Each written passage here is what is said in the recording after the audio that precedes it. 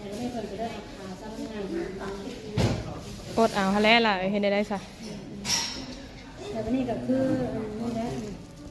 ทำงานดูคนก็เอากินข้าวเนาะ เพิ่นไปกินข้าวเที่ยงเจ้าได้สาระคือบ่ไปกินข้าวกินน้ำเนี่ยกินแล้วบ่ คือคำ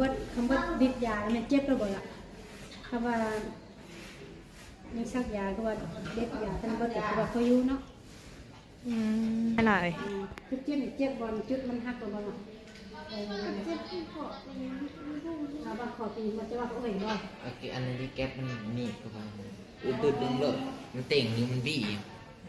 อ๋อส่วนลายแล้วเนาะคนที่เจ็บตัวนี้มันบอก ผมเมื่อมาชูน